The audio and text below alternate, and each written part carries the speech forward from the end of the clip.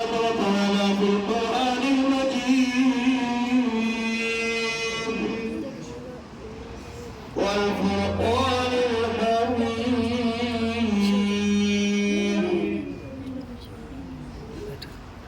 أعوذ بالله من الشيطان الرجيم.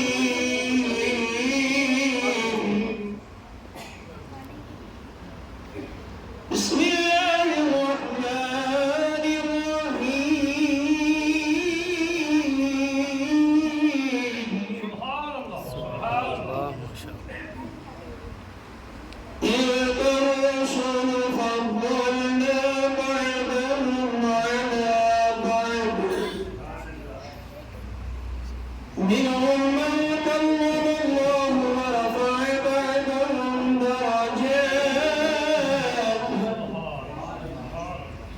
صدق الله العظيم وبلغنا رسوله النبي الكريم المتين الرؤوف الرحيم ونحن على ذلك من الشاهدين والشاكرين والحمد لله رب العالمين. حضرات، آج کی عظیم الشان محفل جو سید الایام میں منائی جا رہی ہے اور اس محفل کو دو چیزوں سے نسبت ہے. جس دن یہ محفل منائی جا رہی ہے وہ دن سارے دنوں کا سردار اور جس نبی سے منسلک ہے وہ نبی سارے نبیوں سے افضل و اعلیٰ. اس سے قبل کہ میں تلاوت کردہ آیت مقدسہ کے متعلق کچھ عرض کروں، بلا ترنم چند اشعار پیش خدمت ہے. سماعت فرمائیں. وہ جس کے زیر قدم عرش ہے چاندنی کی طرح، وہ جس کے زیر قدم عرش ہے چاندنی کی طرح، میں اسے کیسے کہہ دوں عام آدمی کی طرح. میں اسے کیسے کہہ دوں عام آدمی کی طرح. میرے رسول ہی محشر میں کام آئیں گے. میرے رسول ہی محشر میں کام آئیں گے. یہ سب عزیز وہاں ہوں گے اجنبی کی طرح. یہ سب عزیز وہاں ہوں گے اجنبی کی طرح. خدا کے سارے نبی با کمال و برتر ہیں. خدا کے سارے نبی با کمال و برتر ہیں. نہیں ہے کوئی بھی لیکن میرے نبی کی طرح. نہیں ہے کوئی بھی لیکن میرے نبی کی طرح. اور وہ زندہ رہتے ہیں مختار اپنی قبروں میں. وہ زندہ رہتے ہیں مختار اپنی قبروں میں. جو جان دیتے ہیں شہزادہ علی کی طرح. جو جان دیتے ہیں شہزادہ علی کی طرح. دل لگا کر بارگاہ رسالت میں حق درود و سلام پیش کریں اور پڑھیے بآواز بلند صلی اللہ علیہ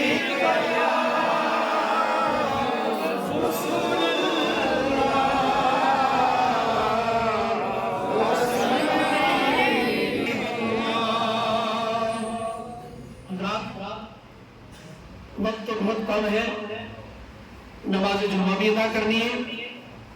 دل لگا کر جتنا ٹائم ہے اس میں آپ سننے کی کوشش کریں. رسول فضلنا بعضهم على بعض. یہ رسول ہیں، ہم نے ان میں سے بعض کو بعض پر فضیلت عطا فرمائی ہے. منہم من کلم اللہ، ان میں کوئی وہ ہے جس سے اللہ نے کلام فرمایا. ورفع بعضهم درجات، اور کوئی وہ ذات ہے کہ جس کو بلندی عطا فرمائی. حضرات، نبوت کے عطا کیے جانے میں رب نے کسی نبی میں کوئی بھی فرق نہیں رکھا. رب ارشاد فرماتا ہے لا نفرق بین احد من رسولی، ہم رسولوں میں کسی درمیان تفریق نہیں کرتے. نبوت دیے جانے میں سارے نبی برابر, سبحان اللہ, مگر مراتب اور عظمتیں اور رفعتیں اور شانیں سب کو الگ الگ رب قدوس نے عطا فرمائی ہیں. سارے نبیوں میں سب سے اعلیٰ اور عرفہ درجہ جو رب نے عطا فرمایا وہ ہمارے اور آپ کے نبی محمد عربی خدا صلی اللہ تعالی علیہ وسلم ہیں. حضرات, اس پورے مہینے میں ہر طرف نبی کی اداؤں کا تذکرہ ہوتا رہا. حضور کی سیرت طیبہ علماء کرام بیان کرتے رہے, اپنے اپنے انداز میں, اپنے اپنے لب و لہجے میں بیان ہوتے رہے اور وہ بیانات آپ سنتے رہے. ہمارے اور آپ کے آقا دنیا میں تشریف لاتے ہیں اور ان کے تشریف لانے کا مقصد کٹی ہوئی دنیا کو رب سے ملانا ہے. جو رب سے دور تھے انہیں رب کے قریب کرنا ہے. جو غیر اللہ کی پرستش کر رہے تھے انہیں ایک معبود کی عبادت کا ڈھنگ سکھانا ہے. بانی اسلام دنیا میں تشریف لائے اور میرے آقا نے دنیا میں آ کر انسانوں کو انسانیت کا درس دیا. جن بچیوں کو زندہ درگور کیا جا رہا تھا ان بچیوں کو زندگی بخشی. جن بیواؤں کے ساتھ حسن سلوک نہیں کیا جا رہا تھا بانی اسلام نے دنیا میں آ کر ان کے ساتھ حسن سلوک کا پیغام دیا.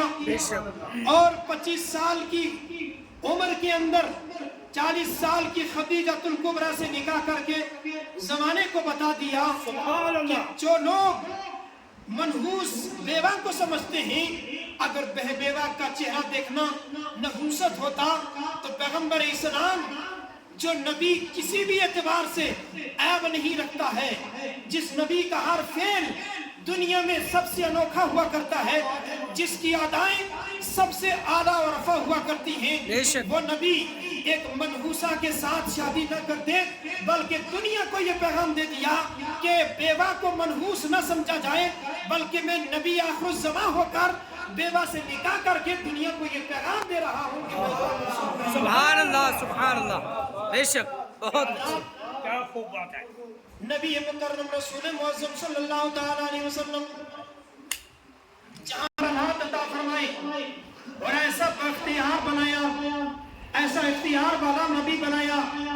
کیا میں آپ کو بتانا چاہوں گا, حضرات مصطفیٰ کریم فرماتے ہیں انی اسمع ما لا تسمعون, جو میں سنتا ہوں وہ تم بھی سنتے ہو. نبی فرماتے ہیں جو میں سنتا ہوں وہ تم نہیں سنتے ہو. حضرات مل جائے تو شیشے سے باہر سے کوئی آواز دیتا ہے تو اندر کوئی نہیں سن سکتا, اسے آواز نہیں آتی ہے. باہر سے انگلی کے ساتھ شیشے پر مارا جاتا ہے کہ شیشہ کھولو میں نے آپ سے بات کرنی ہے. جی جی بے شک. ہم انسان ہیں, ہماری آواز شیشہ روک دیتا ہے, مگر مصطفیٰ فرماتے ہیں انی اسمع صریر القلم علی اللوح المحفوظ وانا فی ظلمت الاحشاء. سبحان اللہ. آقا فرماتے ہیں میں قلم جو لوح محفوظ پر لکھتا تھا اس قلم کے لکھنے کی آواز اپنی ماں کے پیٹ کے اندر سنا کرتا تھا. سبحان اللہ, سبحان اللہ, سبحان اللہ. حضرت عباس بن عبد المطلب فرماتے ہیں میرے بھتیجے محمد رسول اللہ نے مجھ سے کہا, کیا کہا, والذی بعثنی بالحق, وہ ذات کے جس نے مجھے حق کے ساتھ دنیا میں مبعوث فرمایا, لقد كنت اسمع صرير القلم على اللوح المحفوظ وانا في ظلمة الاحشاء. میں قلم کے چلنے کی آواز کو جو لوح محفوظ پر چلتا تھا اس آواز کو اپنی ماں کے پیٹ کے اندر سنا کرتا تھا. سبحان اللہ, سبحان اللہ. آپ لوگ پڑھے لکھے ہیں, جانتے ہیں کہ انسان 3 پردوں کے اندر اپنی ماں کے شکم میں ہوتا ہے.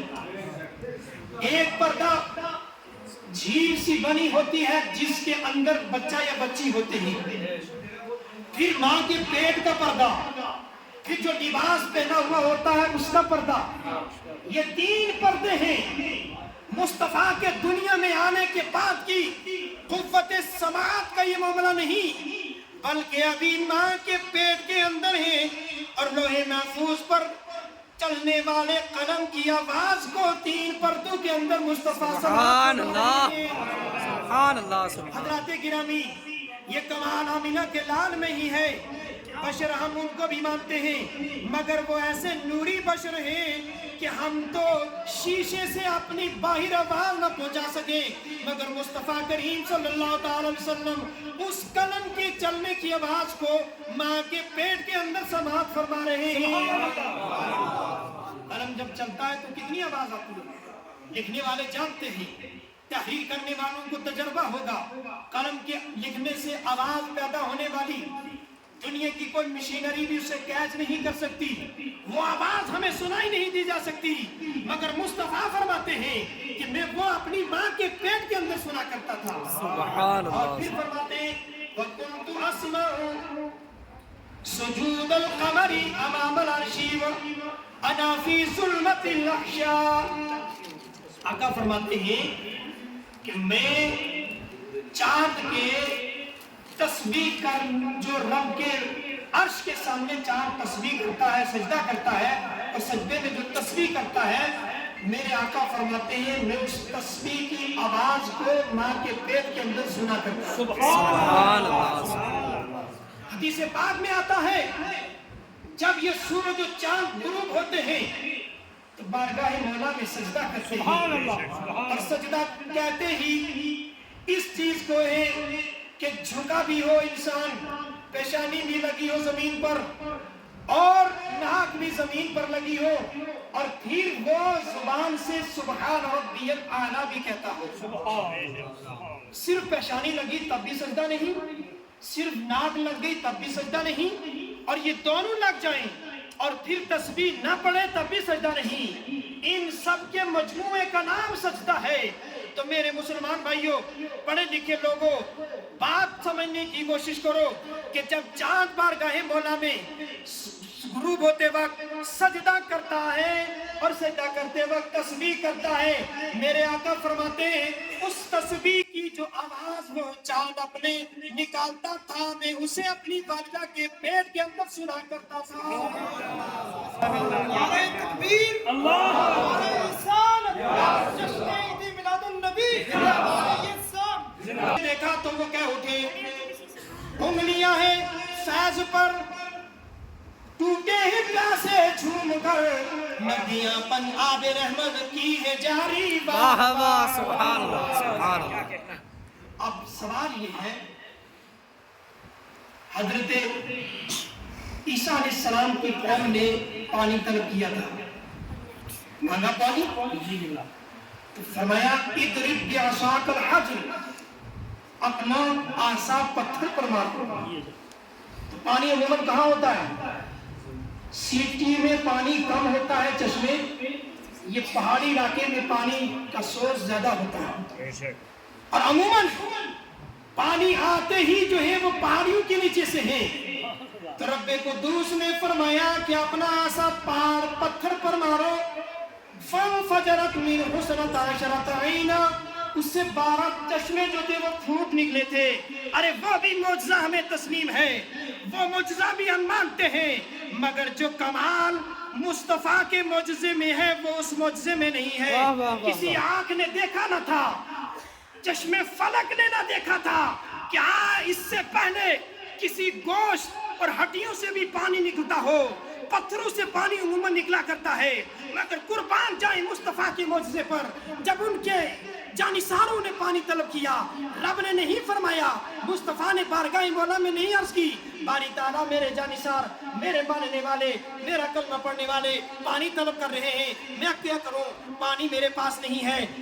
رب کائنات فرماتا فلاں پتھر پر اپنا عصا مار دو، فلاں پتھر سے پانی نکلے گا، اپنے جانثاروں کو پانی دے دینا، مگر نہیں، ادھر فرمایا تھا کہ پتھر پر عصا مارنا، ادھر مصطفیٰ نے نہ رب کی بارگاہ میں عرض کیا، نہ ہی یہ کہا کہ پتھر پر ماروں گا، بلکہ مصطفیٰ نے اپنا دست اقدس پانی کے اندر ڈال کر جب باہر نکالا تو 5 انگلیوں سے جو ہے پانی کے چشمے بہ نکلے تھے. سبحان اللہ سبحان اللہ سبحان یہ جھوٹ کسی کا لیتا ہاتھ میں؟ مگر قربان جائیں مصطفیٰ کے لعاب دہن پر جہاں لگ جاتا تھا اگر مریض ہے تو شفا مل جاتا. ہمارا جسم سے ٹپکنے والا پسینہ اس میں سمیل ہوتی ہے, بدبو ہوتی ہے, پاس میں بیٹھنے والا ہم سے نفرت کرنے لگے گا. مگر مصطفیٰ کریم کا پسینہ ایسا خوشبودار ہوتا تھا. حضرت انس بن مالک کی والدہ ماجدہ ام سلیم کہتی ہیں سرکار ہمارے گھر پر تشریف لائے اور تشریف لانے کے بعد سرکار نے دوپہر کا کھانا کھانے کے بعد خیلولہ فرمایا. دوپہر میں آرام کرنے لگے. آقا کریم جب آرام فرمایا کرتے تھے تو آقا کے پیشانی اقدس سے پسینہ زیادہ ٹپکا کرتا تھا. ام سلیم نے دیکھا مصطفیٰ کریم سو رہے ہیں اور پیشانی اقدس سے پسینے کے قطرات ٹپک رہے ہیں. وہ ایک باٹل لے کر آگے بڑھتی ہے, شیشی لے کر بڑھتی ہے. بڑھنے کے بعد قریب تھا کہ وہ اس پسینے کو اس میں نچوڑ لیتی, مگر مصطفیٰ کی آنکھیں کھل گئیں. میرے آقا فرماتے ہیں اے ام سلیم کیا کر رہی ہو؟ اب کی آقا آپ کی پیشانی سے ٹپکنے والے پسینے کو میں اپنے اس باٹل میں جمع کرنا چاہتی ہوں. کہا کیا کرو گی؟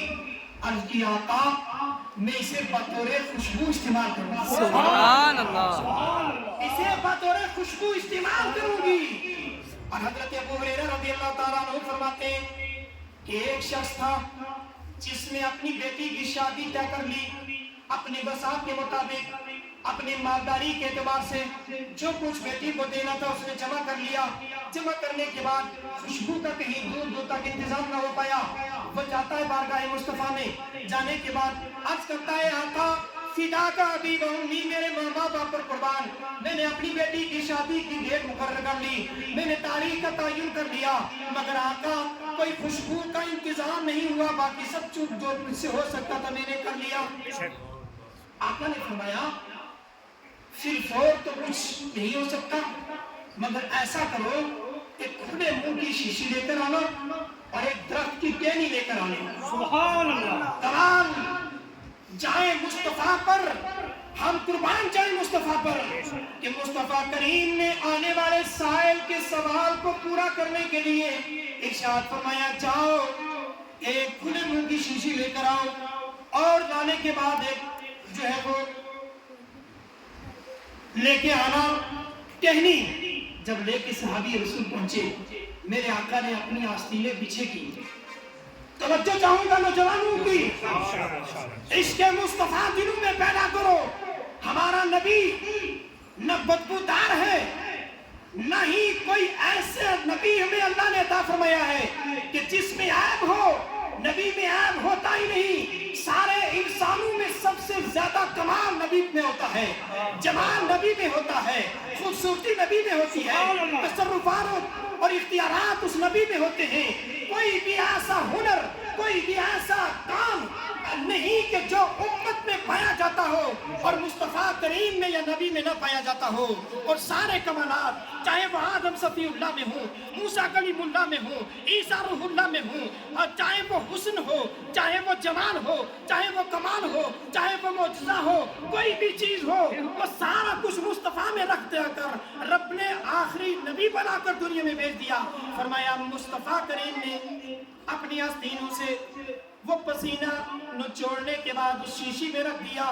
رکھنے کے بعد فرمایا لے جا اس ٹہنی سے اس شیشی سے پسینہ نکالنا اور نکال کر تیری بیٹی جو دلہن بن رہی ہے اس کے کپڑوں پر بھی لگا دینا, اس کے جسم پر بھی لگا دینا. سبحان اللہ سبحان اللہ. روایتوں میں آتا ہے جب وہ پسینہ لگایا گیا پورا کمرہ مہک اٹھا. سبحان اور اللہ. پھر اس گھر کو خوشبوؤں کا گھر کہا جانے لگا. سبحان اللہ. آج ہم چاہے اسپرے لگائیں چاہے عطر لگائیں, اس کی خوشبو سے صرف جسم پر ہی اس کی خوشبو محدود رہے گی, پورے کمرے کو نہیں مہکا سکے گی.